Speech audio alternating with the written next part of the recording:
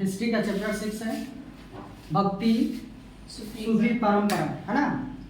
ये 12th का जो हिस्ट्री है, चैप्टर नंबर 6 भक्ति सूफी परंपराएं। इसमें क्या पढ़ रहे हैं?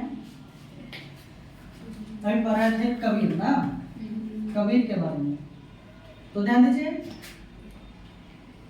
कबीर यानी उन्होंने एकेश्वरवाद में आस्था व्यक्त की। मतलब इन्होंने एकेश्वरवाद कहने का मतलब क्या है कि इन्होंने भगवान के सभी राम, रहीम, हजरत, अल्लाह सभी का रूप एक माना है। सभी का रूप एक माना है, यानी कहते हैं कि भगवान सभी एक ही हैं। अब ध्यान दीजिए, एवं निराकार ब्रह्मा की उपासना को महत्व दिया। यानी इन्होंने कहा कि ब्रह्मा के निराकार रूप को पूजिए, और ये मानते भी थे।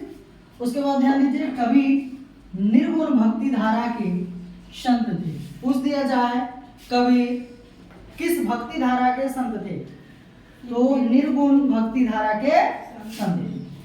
वे संत होने के बाद भी पूर्णतः गृहस्थ जीवन का निर्वाह किया, यानी पत्नी बच्चे के साथ उन्होंने घर बिताया।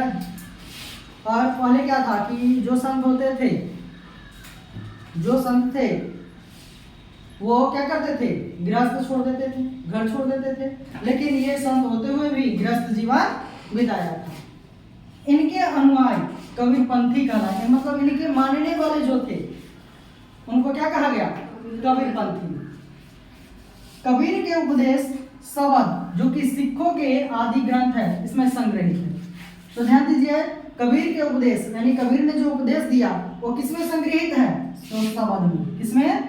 शब्द में। और शब्द क्या है? तो सिखों के ग्रंथ है, सिखों के आदि ग्रंथ है, इसमें जो है संग्रहित है, सुरक्षित है। अब ध्यान दीजिए, कबीर की वाणी का संग्रह बीजक नाम से प्रसिद्ध है। कबीर ने जो बोला, कबीर की वाणी वो किस नाम से प्रसिद्ध है? बीजक। किस नाम से प्रसिद्ध है कबीर की वाणी? बीजक नाम से। अब ध्यान दीजिए, बीजक कबीर के शिष्य धर्मदास द्वारा संकलित है। पूछ दिया जाए बीजक किसके द्वारा संकलित है? तो धर्मदास के द्वारा। धर्मदास कौन थे? तो कबीर के शिष्य थे। अब ध्यान दीजिए, बीजक में 3 भाग है। बीजक कितने भाग में बटा है? 3 भाग में, रामायणी, शबद और साखी। रामायणी, शबद और साखी, ये 3 भागों में बटा हुआ है। कबीर की भाषा को सदुक्री कहा गया। कबीर की भाषा को क्या कहा गया? सदुक्री कहा गया।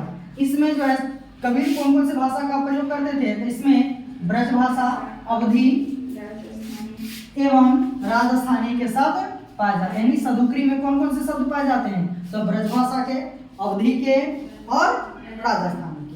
अब ध्यान दीजिए, कबीर की मृत्यु 1510 ईस्वी में 120 वर्ष की उम्र में मगहर में हो गई। कहाँ हो गई? मगहर। ध्यान दीजिए, ये कहा जा रहा है कि 1440 में क्या हुआ? जन्म, और 1510 में मृत्यु। तक कैसा साल हो गया? ध्यान दीजिए, कितना साल हो जाएगा? 0 और इधर कितना हो जाएगा? 11 कैसे हो जाएगा?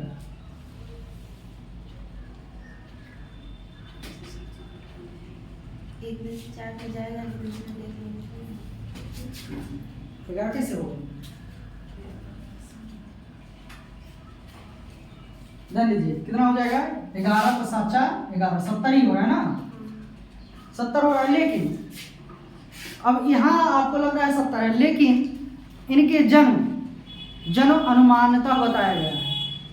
जन्म जो है अनुमान से बताया गया है कितना में जन्म हुआ।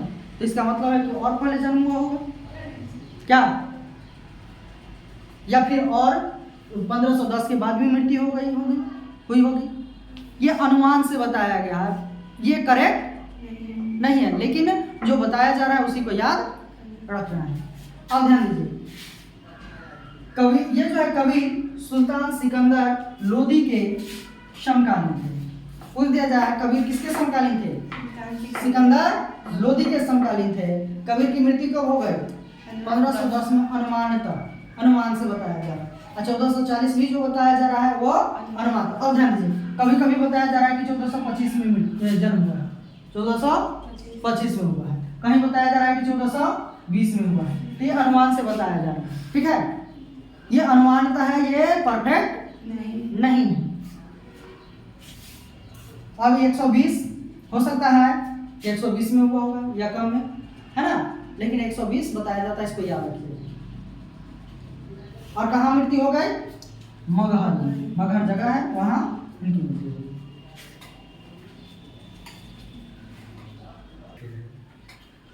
अब ध्यान दो, कबीर के बाद आते हैं गुरु नानक। गुरु नानक का जन्म 1469 ईस्वी में पंजाब के रावी नदी के तट पर, पंजाब में लिखेगा, पंजाब में रावी नदी के तट पर स्थित तलवंडी नामक ग्राम में हुआ था। ध्यान दीजिए, गुरु नानक का जन्म कब हुआ? 1469 ईस्वी में। कहाँ हुआ? पंजाब। 1469 में तो ये विभाजित नहीं था, ये पाकिस्तान में, पाकिस्तान भी साथ ही था, तो अविभाजित पाकिस्तान में हुआ था। कहाँ? किस नदी के किनारे? रावी नदी के किनारे बसा हुआ एक गांव है। गांव का नाम क्या है? तलवंडी। तो पूछ दिया जाए कि गुरु नानक का जन्म किस गांव में हुआ था? तलवंडी में, जो अब ननकाना साहिब के नाम से विख्यात है। तलवंडी अब किस नाम से विख्यात है? ननकाना साहिब। अब ध्यान दीजिए, गुरु नानक की माता का नाम तृप्ता देवी। गुरु नानक की माता का नाम क्या था? तृप्ता देवी। पिता का नाम कालूराम।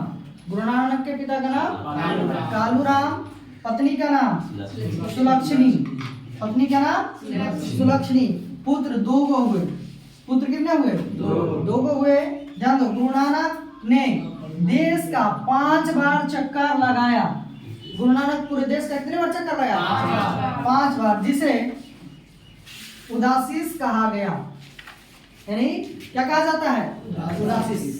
गुरु नानक देश के 5 बार चक्कर लगाते हैं, इसको क्या कहा जाता है? उदासीस। उन्होंने कीर्तन के माध्यम से उपदेश दिया, लोगों को जो उपदेश दिया, समझाया, किस माध्यम से? कीर्तन के माध्यम से। सारंगी उनका स्वामी भक्ति था, सारंगी बजाते थे। शिष्य मर्दाना बजाया करता था। उनका शिष्य क्या बजाता था? मर्दाना नहीं, सारंगी की तरह ही होता था, मर्दाना बजाया करता था। अपने जीवन के अंतिम दिनों में, गुरु नानक जो है अपने जीवन के अंतिम दिनों में उन्होंने रावी नदी के किनारे, रावी नदी के किनारे करतारपुर में अपना डेरा कहने का मतलब क्या? मठ स्थापित किया। कहाँ मठ बनाया? करतारपुर में, रावी नदी के किनारे वो अपने जीवन के अंतिम दिन बिताने के लिए मठ की स्थापना किया था। अब ध्यान दीजिए, उन्होंने अपना उत्तराधिकारी, मतलब इनके जाने के बाद जो इनका पद है कौन संभालेगा? तो अपने शिष्य, इन्होंने अपना उत्तराधिकारी अपने शिष्य भाई लहना, जिसका नाम क्या था? अंगद। लहना कहा करते थे, को बनाया। इन्होंने अपना उत्तराधिकारी किसे बनाया? अंगद को, या कह दे तो लहना। इनकी मृत्यु, किनकी मृत्यु? गुरु नानक की मृत्यु 1538 ईस्वी में करतारपुर में हुई। गुरु नानक की मृत्यु कब हो गई? 1538 ईस्वी में। कहाँ हो गए? करतारपुर। अब ध्यान दीजिए, गुरु नानक ने सिख धर्म की स्थापना की। पूछ दिया जाए, सिख धर्म की स्थापना किसने की? गुरु नानक ने। गुरु नानक सूफी संत बाबा फरीद से प्रभावित थे। गुरु नानक किससे प्रभावित थे? सूफी संत बाबा फरीद से ये प्रभावित थे।